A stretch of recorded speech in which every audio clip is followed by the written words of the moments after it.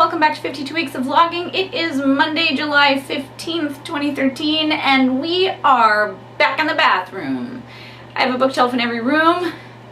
That's the bathroom one. The other day you guys saw me put on lipstick for the first time. Obviously that's not the first time I have ever put on lipstick. It's just the first time you've seen it happen. Oh my god, Ishta has lipstick and she sometimes wears it! And I said I was going to dispense lipstick advice, and I talked about knowing what's in your lipstick, and then I didn't actually talk about what was in my lipstick.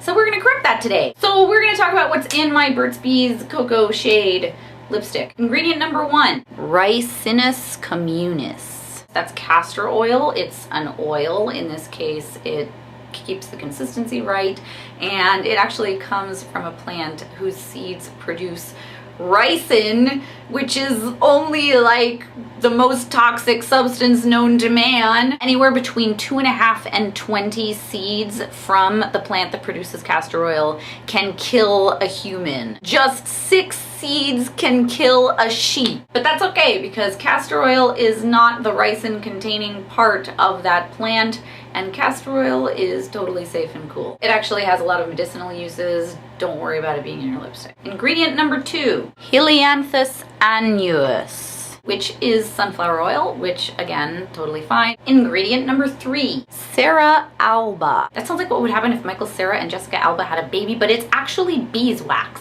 which is what forms the structure in the honeycomb. It's a wax. It helps give lipstick its consistency, and it helps lipstick stay solid at room temperature, and you're eating it, whether you want to or not. It's not harmful. It is maybe a little bit icky, but if you think that's nasty, stay tuned, because wait until we get to the pigments. Wow. Ingredient number 4, Euphorbia cerifera, also known as candelilla wax, and it's a wax that comes from a shrub. It's a small shrub native to Mexico and the southwestern United States.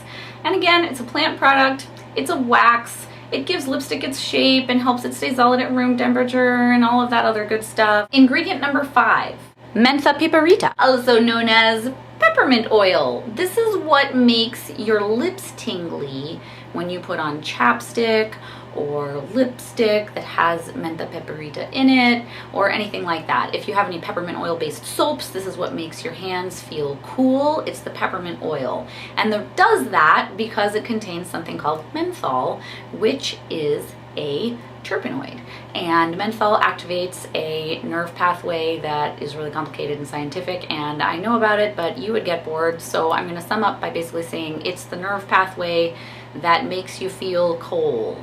And if you have a lot of it, it makes you feel pain by feeling cold. And if you get irritated by that sensation, if you don't like that sensation, watch for mentha piperita in your lipstick or cosmetics or whatever else. Peppermint oil is safe in limited amounts in cosmetics and lipsticks and things like that. It's actually used as a food ingredient in everything mint flavored, from toothpaste to ice cream to everything else.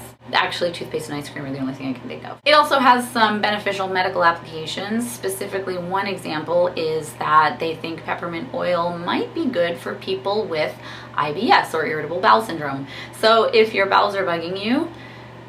Ingredient number 6, lanolin, otherwise known as wool fat or wool wax. It's the stuff that a sheep secretes to coat its hair, which is its wool, and keep it nice and clean and waterproof. You make it too. Your scalp produces it. It's called sebum, and if you don't wash your hair often enough, it's what makes your hair greasy. So, would you lick a sheep?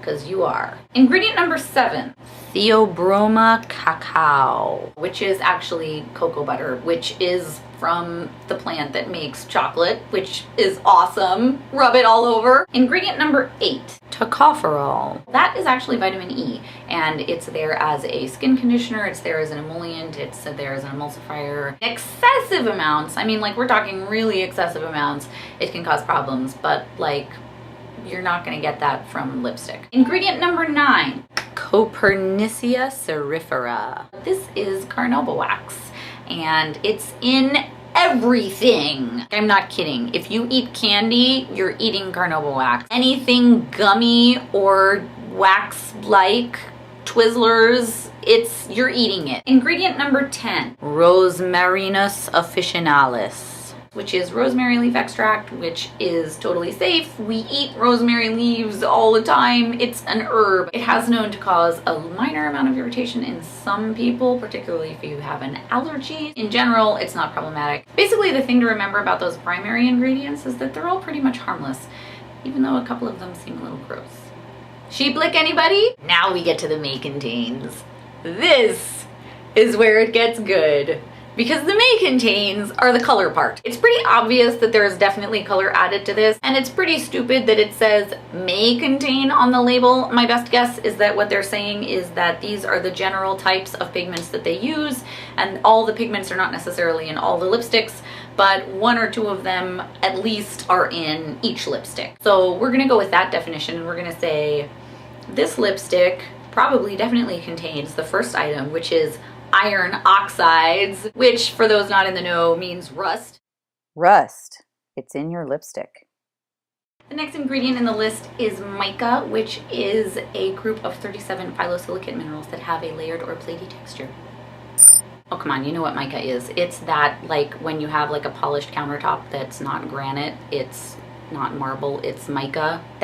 It's that. Mica is rocks, specifically the glittery part of rocks. They grind it up and they put it in lipstick to make it all shiny and shimmery. Mica is also a major component in drywall. Drywall lips. And next we have my favorite color ingredient, carmine, which comes from the cochineal bug.